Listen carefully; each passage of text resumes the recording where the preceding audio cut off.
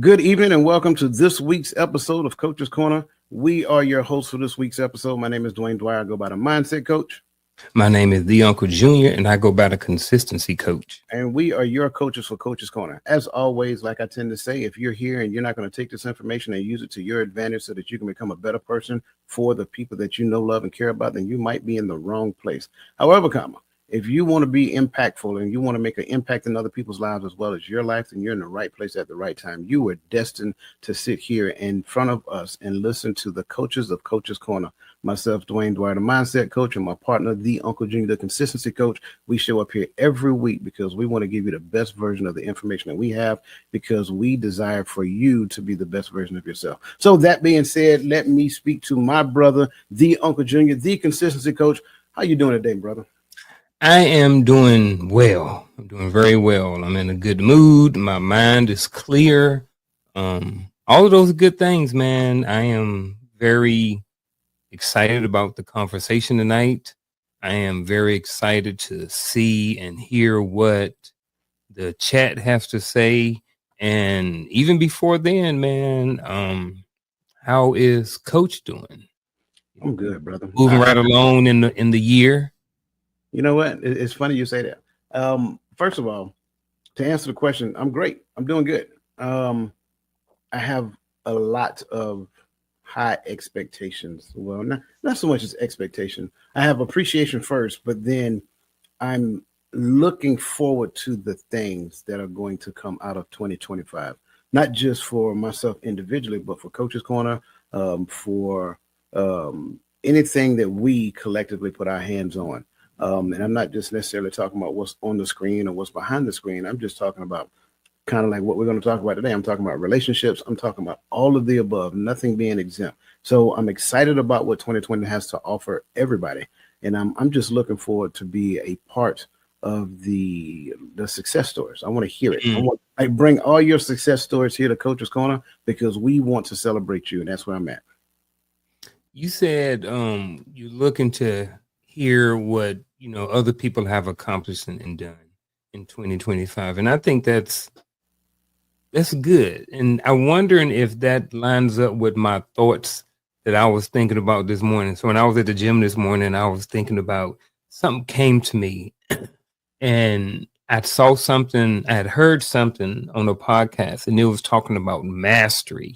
And one of the things that I've been thinking about for a while is like, man, I got a bunch of hobbies, but it's like certain hobbies I've just kind of stepped my toe into the water. I haven't really dived into the hobby. So it was like when I was thinking this morning, it was like, I wonder if I should start mastering some of these hobbies, and just learn a lot more than just surface area. I have some RC cars that I know surface area. I can change basic certain things, but I don't know in depth. The same thing with photography. It's a hobby, but I don't know in depth. I haven't mastered those two hobbies, but it's just it was just something I was thinking about this morning. No, I get that. And it's funny for those people who are listening. I want to make sure that you understand what is understood when the term mastery is used. And it's a term that is used a lot when it comes down to a higher level of degree, because you're supposedly a master at that level of degree, right?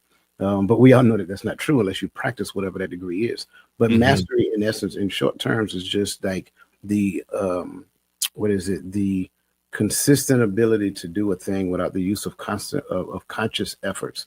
So I'm doing a thing, and it goes beyond habits, right? A habit is a thing to I'm doing. I'm not necessarily thinking about, but I'm not doing it flawlessly. But if you start talking about mastery is a thing to where you do it flawlessly without the use of conscious efforts. It's like the old saying, like amateurs practice a thing until they can get it right. Professionals practice a thing until they can't get it wrong. Well, that's the level of mastery that we're talking about here. So when it comes down to RC cars or whatever the case may be, sure, absolutely. By all means, man, choose one and then just dive deep into that. Yeah. Anytime that you would devote to another hobby, take it away from that and put it back into that hobby right there. Because like I said, I'm looking forward to like giving people their flowers for their success. I am genuinely looking forward to hearing other people's success story, because I don't think we do enough of that. Like, we spend a lot of time focusing on ourselves, but at the end of the day, if we help enough people get what they want, then eventually you'll get what you want, right? So Mm-hmm. if you achieve a thing, I want to know about it, because I really made a big deal about you doing a marathon. Like, Mm-hmm. regardless of what your metric of success was, it's not like I'm saying that was totally irrelevant to me, because it was relevant to you. It was also relevant to me.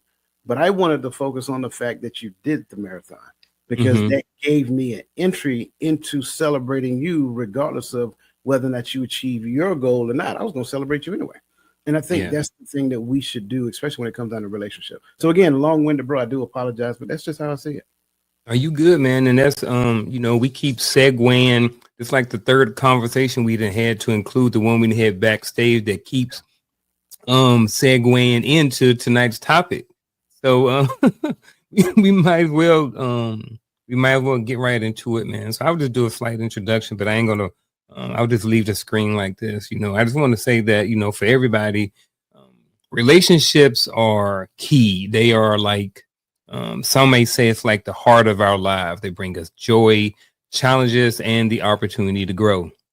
Tonight, Coach and I are going to be exploring how to nurture the connections that matter most, how to communicate, rebuild trust, and to show up for the people we care about.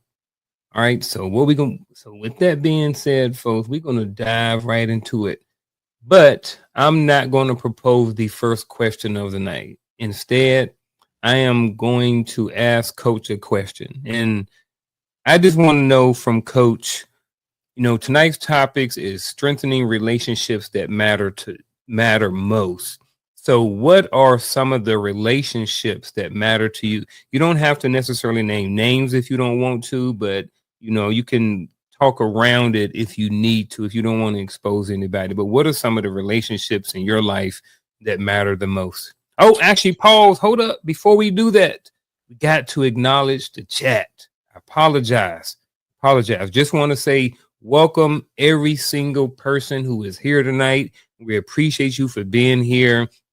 We appreciate all the support that we get from you each and every week from on both platforms. So with that being said, please hit that like button, share, hit the bell, all those different things so you can be informed when we come out with more content. All right, back to the show. Coach, what are some of the relationships that matter to you the most in your life right now? So I like the fact that you took that break and addressed the Mm-hmm. chat, because that's exactly where I was going to go. Like, Yeah. I'm not making this up. Like, I believe relationships that matter the most to people are the relationships that they spend time with. So that said, for me, the most important relationship, if you know me, is my relationship with the Most High. That's my number one primary. I spend more time talking about him. I spend more time talking about his laws, his statutes, his commandments, how he has constructed a pathway for us to have a fulfilling way of life. And because I spend more time talking about him, I'm spending time with him by that same token. Um, I think when we start looking at other relationships outside of that, obviously relationships that you have with a significant other, that whether if you're married, that should be the next relationship that matters the most. Then from there, you look at relationships that you have with family members, like your parents, siblings, whatever that looks like. The relationships that you have with friends, I don't take those and put one above the other. I think the relationship with family and friends kind of sit on the same plateau. They're equal. Um, because at the end of the day, all family does not behave like family, and all friends don't behave like friends. I'm just being honest with you. So that kind of helps us to understand it. But to me, I have to go back to who I spend the most time with.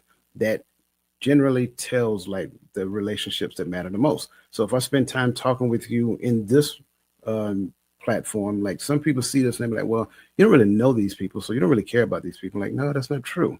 Like, if I take the time to put in the energy and thought effort, that is, to, project a project that has the ability to help somebody in any shape, form, or fashion, that actually means we care. Because we could be on here doing some outlandish stuff. We can be playing rap music in the background, and you can have all different. Y'all seen some of the stuff out there on social media. Well, that stuff isn't helping you. We can be talking about what happened last night on some TV show. Okay, great. That might be fun, but how does that really help you? So when you look at stuff like that, we spend time with our audience. Why? Because we care about our audience. That means that they are very important to us. If we spend time on the phone with a person with any length of time, that means that person is important to you. Like, I have to go back to the amount of time that you spend with a person, because you spend that amount of time with that person because that person is valuable to you. Yeah, I agree.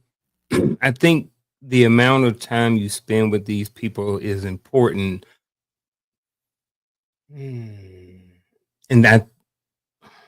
And I think that may include coworkers. Because even though that those may not be relationships that you want to have outside of work, those relationships matter too. There's nothing like being on a team with a crappy person, or having a bad relationship with someone else on the team. So, there was something that I didn't really think about until you started talking. I know you didn't mention that, but I think that sometimes coworkers, because I think we look at relationships that matter the most as the relationships that we want to have, or relationships that we favor, or relationships that we want to have with specific people. But the relationship that you have with your boss is important. The relationship that you have with your coworkers is important. The relationship that you have with your nieces and your nephews and cousins, all of those relationships are important. And I know that in relationships, there are twofold. Coach has his responsibility. I have my responsibility. So I'm gonna go down the list. You mentioned the motel already. You kind of mentioned spouses if you have one. So I have one. So she's on my list of one of those relationships that I consider to be at the top. This relationship is a good one. This is a relationship right here between me and you, which is twofold. So I have a responsibility because we co-host this show. So that's the business part of it. We also have, I'm with you on your show on Friday night, supporting over there as well. So we have conversations at least twice a week, sometimes 3 or more times a week. So having a personal and business relationship, so far for us have been good. Sometimes people say you can't work with your friends, but we didn't start off as friends. We started off as we kind of did. We didn't, but we did. We started off having a long freaking conversation about a lot of the things that we had in common. So, and then it grew to where we was on podcasts and shows together to now, we're spending at least 2 days a week together having conversations. So that's another relationship. You mentioned the chat and the supporters. That's a great relationship that I value too, because it's different when you have no one watching versus when you have 10, 12 people in the chat that is being engaged. It's a very different atmosphere. I would compare it similar to being on stage and having to speak, or being a comedian and you're upstage and no one's getting your jokes, no one's being attentive, versus people who are engaged, people who are laughing, people who are not on their phone. So those are just some quick 3 that I kind of wanted to share, kind of talk about with you. I think it's time to get into the topic, because we're already at 14 minutes already. So if you ain't got nothing else, man, I'm gonna jump down to the first one. I think my something else is going to be discovered in the questions to come. So I'm gonna hold on. Okay. All right, here we go. First question of the night. What are the morals and principles that guide your life, and how did you develop them? But that was the number one relationship that I talked about. Mm-hmm. That relationship helped me to, well, let me back up. Initially, I got my moral and principles from my mom, through the childhood development stages. And then those morals and values and morals and principles were fine-tuned as I started discovering what the actual Bible is saying to me. And so as I continue to unpack, morals and principles become refined.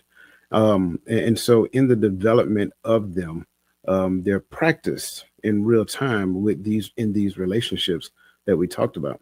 One of the things that I believe wholeheartedly is that these morals and principles reflect not just the value of that relationship, but it also reflects the meaning. And so when we look at the meaning, like I know you mentioned coworkers, and I'm not against, but it's a reason why I didn't mention coworkers, because the reason why that relationship exists is because I made an agreement with the company first. After making said agreement with the company, then I connected with the people who made the same agreement that I made. Mm-hmm. So our relationship is rooted in the core values of the organization, because the organization defined the morals and principles of each coworker within that organization. So when we look at those relationships, when we look at relationships for coworkers or whatever that looks like, ideally we carry the same morals and values because the core principles of that company define them. Ideally, we should have had those very similar morals and values before we took said job. And that is the reason why we took said job, because we had aligned morals and values. And so for those people who display those morals and values in the job setting, those are the people that I end up having better relationships with at work. Sure, I got to have a working relationship with you, but at the end of the day, I can have a working relationship with you and only spend the amount of time that the job requires. So that's kind of like what I'm getting at. In the space of morals and principles, something must teach it, something defines it and refines it, and then it has to be practiced. When you practice it, that is more refining that is happening. So I think that incorporates the developmental process of those morals and principles in our life. I like that. If I'm going to be specific and give out, some morals and principles, I'm going to say something that works for me is discipline and consistency. I'm not going to talk too much about consistency, but I am going to hit on discipline. And the reason why I'm not going to talk too much, well, I would say this for both of these. Actually, you know what? I want to go with two different ones. I want to go with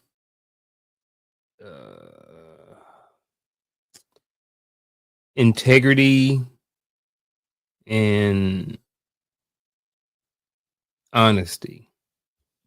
I want to go with integrity and honesty. And the reason why I wanted to switch was because I think I want to hear more about what you said after I say what I said. And it's kind of to what you're saying. So when you look at integrity and honesty, we grew up in the church, and we were taught that we're not supposed to lie. Mom taught us things, dad taught us things. We learned things in the church when it came to honesty and integrity. However, I still lied. I still stole. I still did these things. It wasn't until I became got to a certain level of maturity in my life to where I kind of started applying those things. So I don't really know. I know where they started. I don't always know how I developed. Go ahead. You're reading, you're creating a conversation on a different topic. You know that, right? Am I? Yeah, you're in living by your core. And the first question for building bridges was what makes a relationship truly fulfilling. That's why I kind of got thrown for a loop. And that's what made me bring in the meaning thing. I think you can still keep that. Well, I don't know, because it's up to you. You still might be able to keep that same question. I don't know.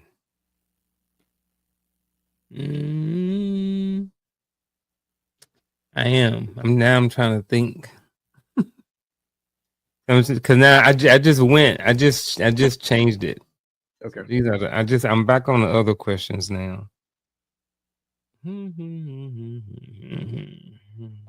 It happens, bro. We're human. All I got to do really is just take out that whole part when I bring the question, because everything else up there was about strengthening relationships. So, yeah. All right, this gonna I'll be tell the you what. first. Let's just start with that first question. This one, Yeah, let's just start with that one because okay.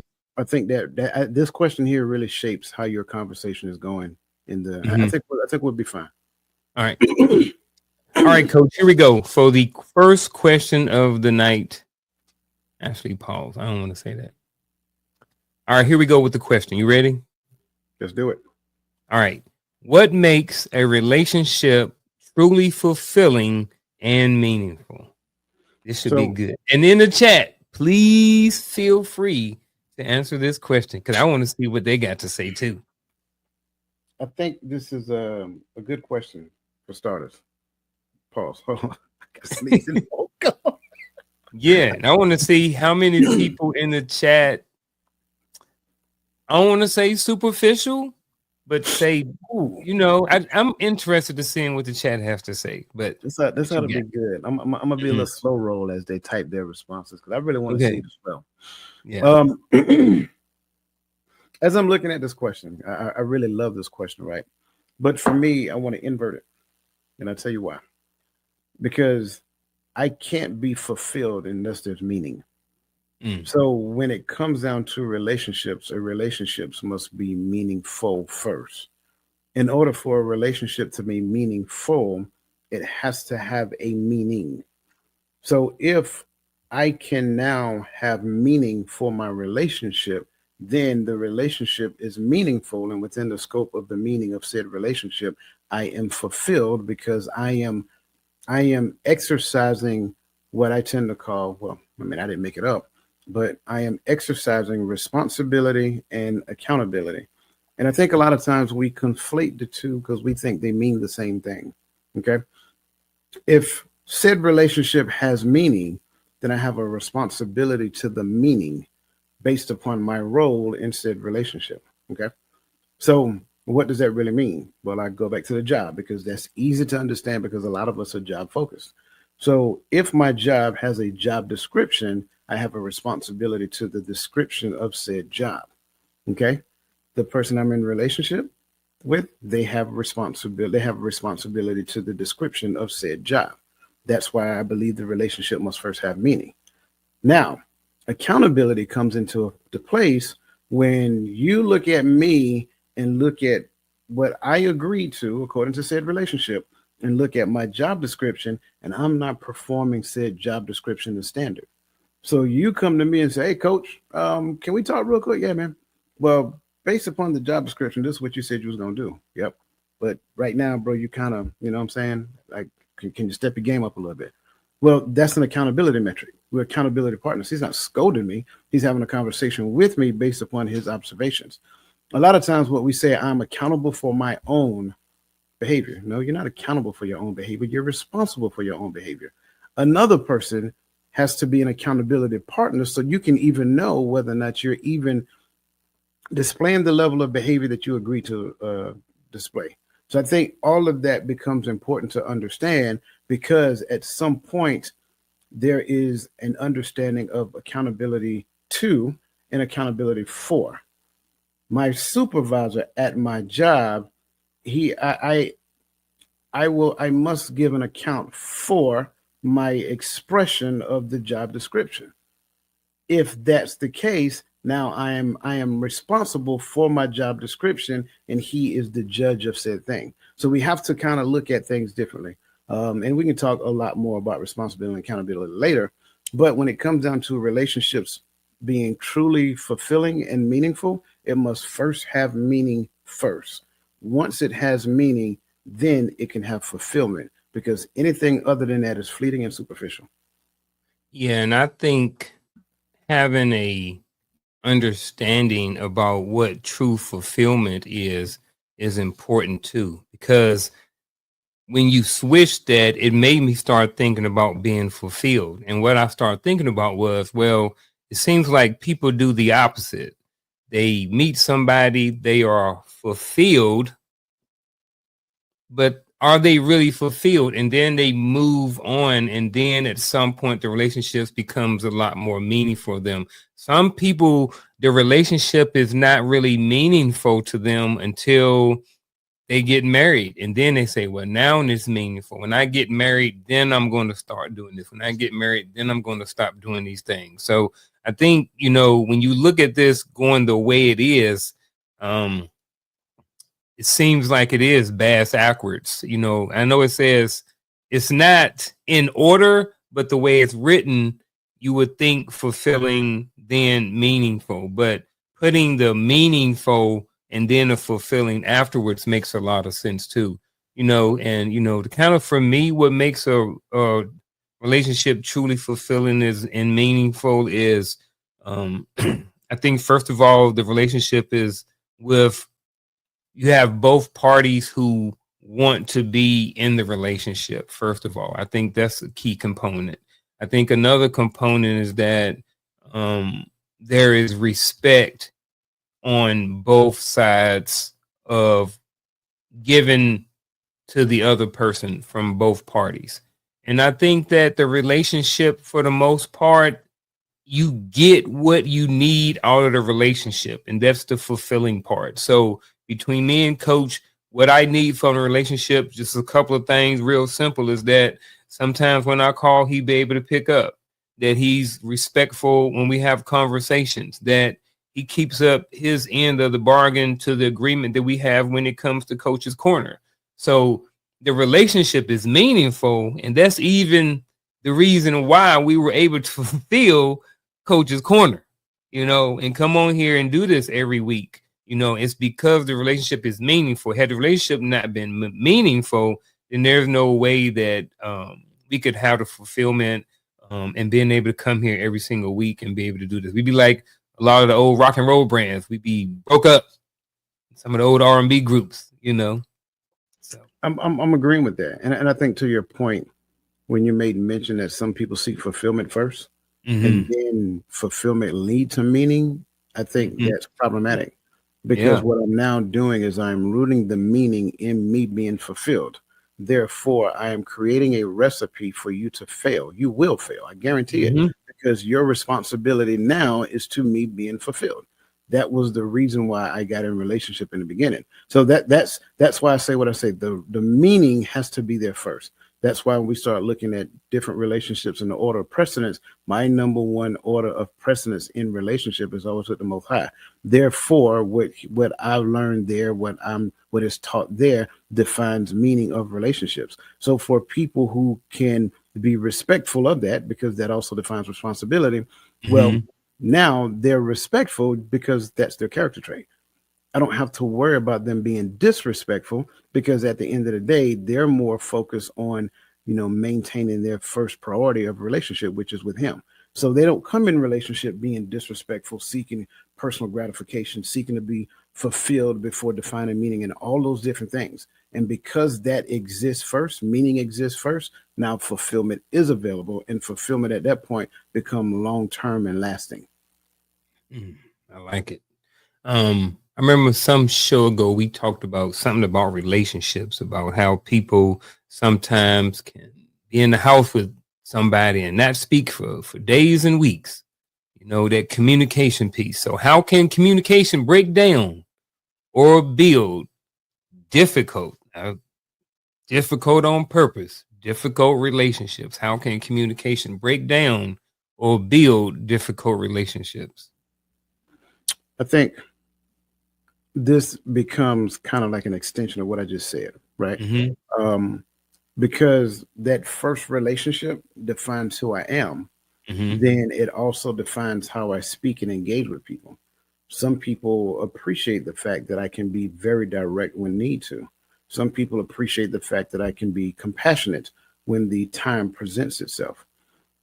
In the space of communicating with someone else, that is your opportunity to display what that first meaningful relationship looks like.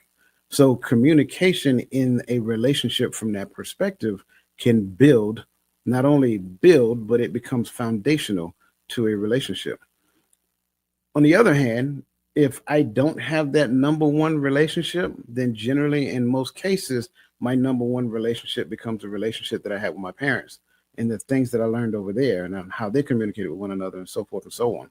Good, bad, or indifferent. Maybe their number one relationship was with him and they kind of relayed his teachings to me. If it was not, they just communicated the way they communicated and they just cope with being in each other's presence. And if I think that that's a thing, that becomes the way that I do things. And then the practicing, the trial and errors of that throughout space and time kind of refines the way I communicate. So, in that aspect, I may be communicating through the lens of how I feel in the midst of things. Well, that in turn, I won't say difficult, but that can make it very challenging because my perspective is not rooted in facts, it's rooted in how I feel about those facts. And so, because I'm displaying or relaying the raw emotion without analyzing anything that goes along with it, it becomes challenging to you because you're trying to figure out what the devil are you talking about? And there becomes the challenge that exists in relationship.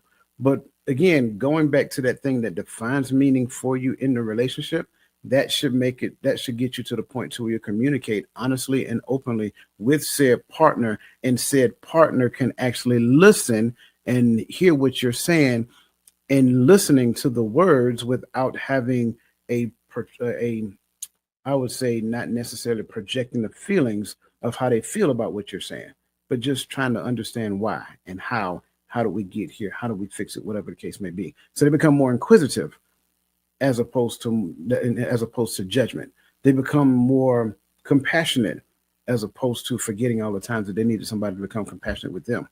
And so communication to me, again, is foundational, but that foundation of communication comes from that meaning. So the meaning must exist for communication to exist, and that well, not for communication to exist, but for meaningful communication to exist. And therefore now meaningful communication exists in a relationship. You have communication to where it is respectful, it is kind. Again, not nice, don't have to be nice, but kind. It is considerate. It is all of those things that we kind of tie to what we believe relationship is. Because without that, what you really have are two people existing in space and competing for what they can get out of it. Yeah. I'm looking at this and I'm looking at breaking down communication into two parts. That's effective communication and ineffective communication. And if you apply that to both of these, that's what outcome you're going to get. So if you apply ineffective communication to a difficult relationship, it's not going to build it. It's going to break it down. If you apply effective communication to a difficult relationship, it could possibly help it. Now, the thing about it, relationships, is that it's still up to both people. So I could still use effective communication with coach and trying to say, hey, look, brother, every week you ain't got your show topic, you know what I mean? And you don't put everything out until 30 minutes before the show. Now we having a difficult time in the relationship because someone is not holding up their end of the bargain. And even if I use effective communication and send text messages and notifications and emails and stuff like that, I am still at the limitation of the other party, but at the same time, I do think that there is an opportunity or a chance that if it's a meaningful relationship for both parties, that if you use effective communication on a difficult relationship, it can build it. I have been in relationships with people I've been in difficult relationships, and we have been able to put aside some of those differences, and a lot of it had to do with communication. And a lot of the things that we were able to communicate, it ended up being perceptions about certain things, and they were not necessarily based on facts. So communication is key to difficult relationships, easy relationships, and everything in between. Can I ask a question about the question though? Yes, sir. How would you define a difficult relationship? Like, I know, like, everybody see the term difficult relationship, like, yeah, I've been in difficult relationships, but what is a difficult relationship? I'm just curious for the person.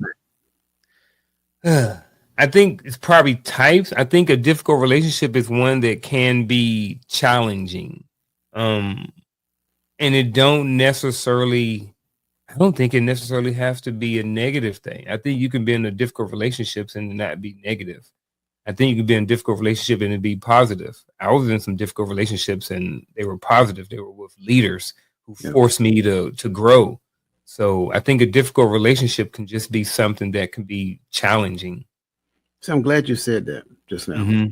I was in a relationship with leaders that forced me to grow Mhm. because I'm going back It's to the hard, brother. Hard. Trust me, I get it. Right. Mhm. I go back to the point of relationships must have meaning. Mhm. If relationships have meaning, then where's the difficulty exists? Because Mhm. when you like, I'm assuming that the example you gave was an army example.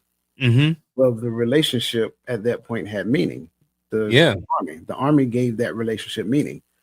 Well, the only reason for me, and I'm speaking for me now, the only reason I struggled with that relationship back then is because I was not adhering to the army.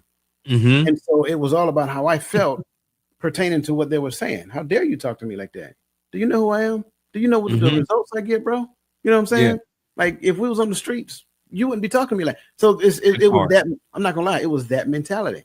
Mhm. Once I got that out of me, once he helped me to get that out of me, that Mhm. relationship it went from being challenging or difficult to actually being a very meaningful relationship. Still, yet to this Mhm. day, I can pick up the phone and call him. He's like, "Hey man, what's going on?" And we have Yeah. great conversation. I think a lot of times, and I'm not rejecting the fact that there are some people in certain places that have certain positions of authority that mismanage that position. I'll say it that way. Correct. I'm not rejecting that. But by that same token, I'm still in this relationship by choice. Because and I'm using simply a job per se. Because I can easily go get another job. In fact, I should be looking for another job while dealing with, by managing this relationship in real time. But then there are other relationships that go outside of the scope of profession, and that's Mhm. family members. And I'll be even more direct. I'm not talking siblings or cousins and stuff like that. I'm talking parents because I know some people exist in relationships when they have difficulty, and I'm gonna use this term, getting along with their parent. But still, yet I go back to where I was in the beginning. The relationship must be meaningful. And if the relationship is meaningful, there should be no difficulties. There should Mhm. be nothing challenging about this relationship. The issue is that one party or both parties have not yet defined the accurate meaning of said relationship. So I Mhm. just wanted to ask that because I know that some people exist in spaces like I know some people who go to work right now and they exist in like emotional turmoil from the time they walk in the door and the time they leave because at Yeah. any point in time said leader can say something or do something or whatever the case may be and just wreck their whole day. Yeah. So again, I do apologize, but I'm just curious. Yeah. And I think that last part that you said, I think, this is a little nugget for the leaders out there. I think, you have to know your subordinates when you're leading them too. You can't treat all of your subordinates the same, because like Coach mentioned, I could take a soldier, I could take Coach up there, I could put him in front of the formation, I could smoke him for 30 minutes in front of everybody and embarrass him. Coach get right back in formation and be good, ain't like it ain't nothing going on. And I may take my wife Shell and I may put up in formation. I smoke her for 10 minutes and she distraught and she can't function for the next month because I embarrassed her, So I think it's very key that when we are leaders that we take a good look and understanding who our population is and adjust our leadership accordingly. So got a couple more questions, man. This is a good one.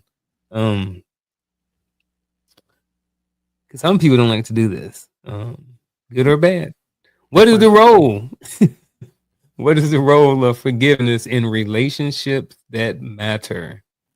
Well, I will start this. I think this goes back to what I was talking about responsibility and accountability, right? When we look at relationships that matter, and to me, all relationships matter, just being honest. Um, when I look at my role, when I look at the role of forgiveness in those relationships, it is a responsibility. I know somebody kind of cringe when I say that because in my mind, in the mind of that person, like, well, I don't think I should have to forgive everybody who's done something to me. Well, then the question is twofold. Do you recognize the fact that the person you're in a relationship is human? I'll start there, which means that humans make decisions, and sometimes those decisions are not good decisions. That's for starters. Everybody is subject to that. I don't care how good of a person you think you are, you have made bad decisions in your life. Secondly, is the relationship meaningful? If the relationship itself is meaningful, then it makes room for them to be human. And going back to the meaning that was established for a relationship to me, forgiveness was not a suggestion, it was a commandment.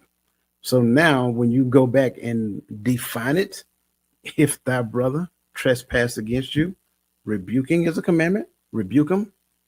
If they repent, forgive them. That's a commandment. And because I define relationship through the lens of those things, through the lens of what the Bible says between Genesis and Revelation, then that means in the space of relationship, my responsibility is to address behavior when I see it, rebuke them. And then if that person can find it in their heart to recognize, accept accountability. Accept accountability for what is being told, forgive them. So the role is clearly defined. It's non-optional. So the role is to forgive. The role is for me, for people who believe like me. The role of forgiveness in relationship is that it's a requirement for a person who accepts their behavior as a wrongdoing and then asks you to forgive them. I can't disagree, and I honestly don't have anything to add because it's simple answer. The role of forgiveness in a relationship is to forgive when it comes to forgiveness. And I think forgiveness and, like you said, people are human, man. People make mistakes. People are not perfect. People are going to mess up. And the thing about forgiveness is that a lot of times, in most cases in life, we're gonna find ourselves on both sides of this coin. You know, we're gonna wrong some people, and we're gonna want to be forgiven for what we did to those people. And there are going to be some, and vice versa. So I ain't going to add too much more to it. I think I'd be beating a dead horse, but again, the role of forgiveness in relationships that matter is to forgive. Now, in relationships, and I'm going to speak specifically about couples, right? I'm married. You were married. I was in a previous relationship, and there's a lot of what people say give and take in relationships. You know what I'm saying? And we've talked about equality. We've talked about balance on this show. You know, feel free, chat, or anybody else out there watching, go back and look at some of our previous videos. But how do couples balance giving and receiving within their relationships? I wonder if in your answer, the manipulation of love languages. Never mind. I'm not going to do it. I promise you I'm not going to do it. Okay. But what you said is exactly what I was thinking previously. First and foremost, we need to understand that balance and equality is not the same. Mm-hmm. If we recognize that balance and equality is not the same, then what we should do, I'm going to say it that way. What we should do is be more of a giver than a receiver. Both parties. If both parties focus on the responsibility that they have, which is giving is a metric of responsibility in relationship. What do you give? Well, that's pretty much defined by the relationship. You give effort, you give attention, you give advice, you give suggestions, right? You give, you can't give time because you don't own time. Yeah, I can't give you time because I don't own time. But what I can do is prioritize where you sit within the time that I do have. So balance is not equality. Equality is a fallacy when it comes down to interpersonal interaction. And if we focus, that's the word, if we focus more on giving, then it would never be a bartering system within the space of relationship. Giving and receiving in relationship can put us in the mindset of bartering. I did this for you, therefore you should be doing this for me. That's bartering. You do that when you go to the store. I want said cup, therefore I give you money to pay for said cup. That's bartering, right? But because the relationship has meaning, and this person that I'm in relationship with is valuable to me, because this person is valuable to me, I give. My giving is a expression of the value that I see in you, the value that I experience when I'm in you. When you give to me, I don't look at the value of the thing because I value the person. I value the giver more than the gift. So whatever you give me, if you've shown like applying any gray matter whatsoever, whatever you give me, I receive it and I appreciate you for giving me that thing. So now in a relationship that exists like that, two people who focus on giving, and I did not say go out and spend $1,000 on your mate just because whatever. I'm not going to get into the details of that. But what I'm saying, giving, you're muted, bro. I was just going to say Valentine's Day in 10 days. That's fine. Hey, that's fine. Because listen, to that point, don't people realize that sometimes in the minds of most people, the things they purchase is just a thing to check the block? It doesn't mean that they value you. It just means that they don't want to hear you complain. That part. I'm just saying. It's I'm 16. I'm just saying. If I'm doing a thing because I don't want to hear you complain, that does not define the fact that I value you. That defines the fact that I don't want to be in this emotional tornado that's going to come if you don't receive. But then the question becomes, why do you portray that type of behavior when you don't receive because you expect to receive? Who told you that you were supposed to receive anything on February 14th anyway? February 14th ain't that important. Stop kidding yourself. Another conversation for another day, though. Can you give it to him on February the 15th when everything get half off? I sure enough would. I will gladly do so. Giving and receiving is the space of relationship, right? Organizations who sell goods, they have a giving, right? That happen. They're giving you said good. You're paying for said good because you find value in said good. That's a version of giving and receiving. That's more of bartering. But again, the reason why you're paying for it is because you value the thing that you're paying for. I don't want you to value the thing that I'm giving you. Appreciate the thing that I'm giving you. Value the person that gave it to you. And I think when we do that, I think that kind of changes the perspective of relationships.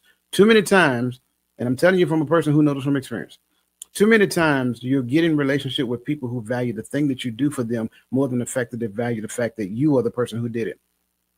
So it's not about the person who did it. It's the fact that they did for you. So that person will go find a relationship with anybody who does something for them. And the sad part about it is they'll put it out there first. And therefore that person now has the metric to be in relationship with you. And they'll do those things because that's what you want. Both people are wrong.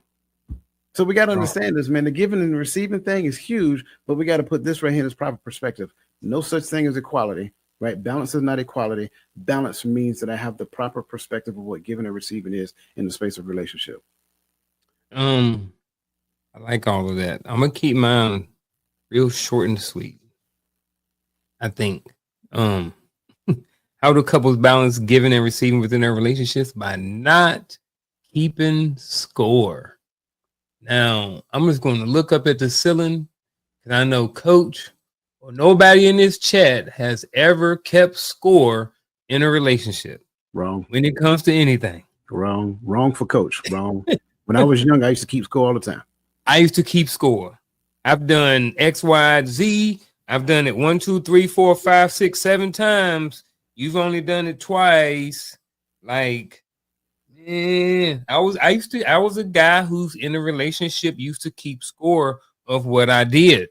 So, and that's why I say, how do couples balance giving and receiving within a relationship? By not keeping score. And this goes back to what Coach was talking about. When I'm giving And I'm giving the value. I value the person, and that's why I give. I'm not giving because it's February the 14th or December the 15th. I mean, December the 25th. You got to get my birthday, December the 15th. Make sure you get me something for my birthday. I'll be 50 this year. But just kidding.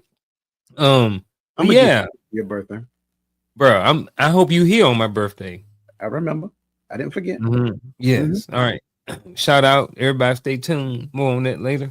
Uncle Junior birthday bash. Uncle Junior birthday bash, turning 50, coming in at the end of the year. You got about 11 more months. But yeah, man, I just think that couples shouldn't keep score. And I say that because that was something that I did. And even in early on in this relationship, you know, me and Shell been together almost 11 years. I kept score early on. I don't anymore. I do because I want to do. I give because I value her and I want to give. Anybody who I give because I want to, not because I owe them anything or not because I'm looking for a return, you know? So I think the other side to it, if I may add before you move, quick. real quick. Yep. I think, because I'm gonna go back to the keeping score thing. Okay. I think what brought me to the realization that keeping score is wrong is that I was keeping score based upon what I was given, not necessarily recognizing that other person was given from the core of their understanding of giving. I think that's the other thing. So during that time, I had a little change in my pocket. I ain't gonna say I was making a lot of money, but I had a little change in my pocket. So I was given from the excess, right? Yeah. There was nothing for me to go out and do this for this person, go, you know, all that great stuff. But that person did not have it. And so in my mind, like you said, 1, 2, 3, 4, 5, 6, 7, 8, 9, bro. Yeah, at some point. Can a brother get a candy bar and a soda and a pack of nabs? Can a brother do that? I mean, you know, yeah, it's just, you know, just a little. We need to understand that giving does not always equate to the exchange of money for said good and handing over to the other person. Giving also equates from the thing that person has put time, energy, and effort into and is giving it to you because they're desiring to help make you a better person without anything in return. That is a huge aspect of giving. Some people miss that, especially within the relationship, husband and wife. Some people miss that. And I'm just going to use this as an example and I'm going to get off of it. Okay. If, and I'm just, pardon the example, don't think too much into the example, just take it as it is. A preacher who is a minister of a church, his first ministry is to his wife. So every sermon that he is teaching them, she should already know it prior to him teaching that sermon. Now, part of her knowing it is her receptivity of what he's teaching. And I'm going to save that for another day. I like it. Look, I really like that one. We need to come back to that one day. This one, I want to jump on real quick. We're not going to do actual advice, and then we're going to do 1, maybe 2 scenario questions, and then we're going to wrap it up for the night, folks. But before we do, go ahead and hit that like button, that share button, all of that other good stuff. So, Coach, real quick, I'm going to hit a couple, you hit a couple, and then we jump on to this other one. What are some common, in chat, throw in 1 or 2 while you at it. What are some common red flag behaviors of toxic or messy relationships? The expression of unfiltered emotions. That's the big one. That's a huge one. The inability to regulate your emotions in the space of relationship. I thought we was just gonna go back and forth.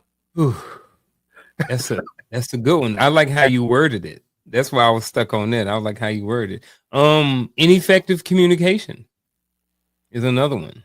I like it. Believing that I'm supposed to be who you are.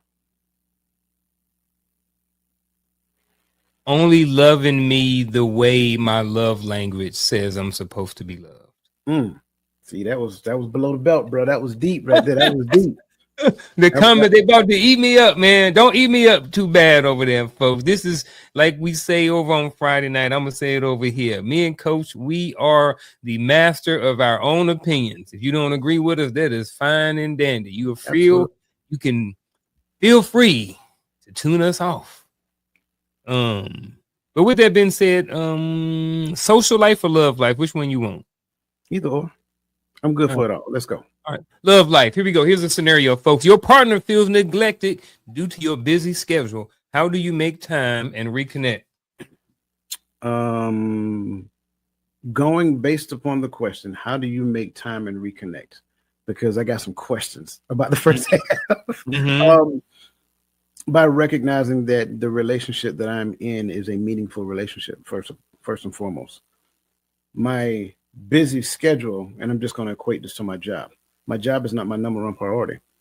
My job is just the means that I use to take care of my family.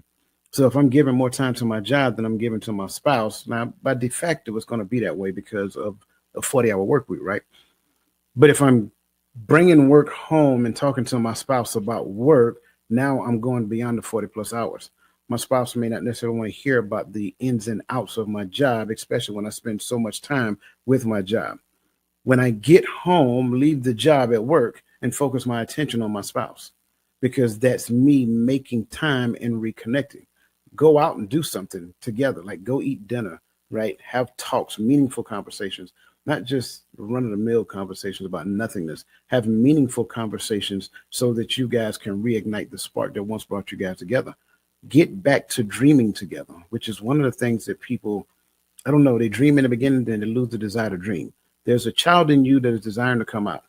Not the child that expresses raw emotions, but the child that has the ability to dream without being infected by the outside world. That person still exists in you.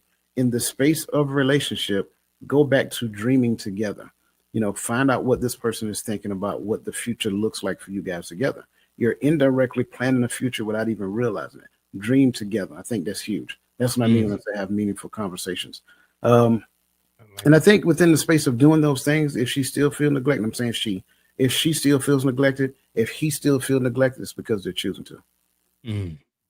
Your partner feels neglected due to your busy schedule. How do you make time and reconnect?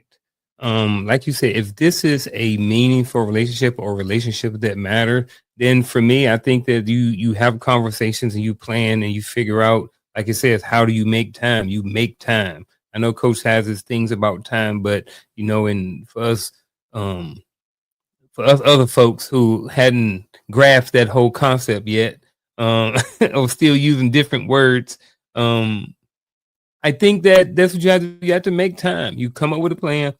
You have a conversation, you come up with a plan, and you figure out, all right, this is, y'all come to some agreements on what that looks like going forward. Maybe you schedule more dates, maybe you spend more time going to church, whatever it is y'all do together, dreaming, like Coach said, all of those things above. So I think those are some of the things you do right there. The last one, and then we are out of here, is social life. Here we go. Close friend betrays you. We are assuming based off of we're not going to assume it. In this situation, based off the conversation for today, this is a relationship that matters to you. A close friend betrays your trust. How do you rebuild the connection, if at all? I kind of gave a blueprint to it earlier, right? If that brother trespass against you, rebuke him. Go to him and have a conversation. That's for starters. If they repent, if they accept accountability based upon what you shared with them, if they repent, forgive them. I think that's the way to it. I think there's no way around that. But I also go back. I think part of the thing that can be understood in that conversation that takes place is the betrayal piece. Because sometimes what I've learned is that what one person believes betrayal is not really betrayal. It's really where their source of information came from, right? Who said what and for what reason and so forth and so on. And then when you ask yourself certain questions like, why would this person share this with me or whatever the case may be, I think we'll understand some other things. So betrayals now look different, because betrayal can be that this person was having a conversation, whatever the case may be, but it can also be that this person here was only sharing it for a particular reason. And if this person was sharing it for a particular reason, I'm often curious about why they share it. So it's not just the information that comes to me, it's the source of information and the why, right? Before I even go to close friend that betrays me. Sure, I owe my friend, because they're a friend, this conversation. But now that prevents me from going with this going to this friend with an aggressive posture. Because when I go to said friend with an aggressive posture to have said discussion, I'm not looking for a connection. I'm not looking to rebuild the connection. I'm looking for answers. I'm looking for you to get on trial and answer the questions of the lawyer, which is me, and then get the judgment from the judge, which is me. So that's my point. Go back and analyze betrayal. Ask yourself the necessary questions. And again, that's if somebody gave me information, and then get to the point of having that conversation to rebuild a connection. Man, I like that answer. And I have enjoyed today's episode, man. I've enjoyed this podcast, man. It's been a good one, man. You got anything else to say before I close us out? No, man, I think this is a great conversation. Obviously, it's one that we can continue going on and on for a long period of time with, but that's why we're the coaches, right? So that being said, does anybody hear this? If anybody who's listening to this got more questions, reach out, connect with us so we can help make sense of it for your life, in your life, and maybe help rebuild relationships that you find meaningful. And that's it. Absolutely. There you go, folks. And with that being said, we will see y'all again next Tuesday, 7 p.m. Eastern Standard Time. We are out.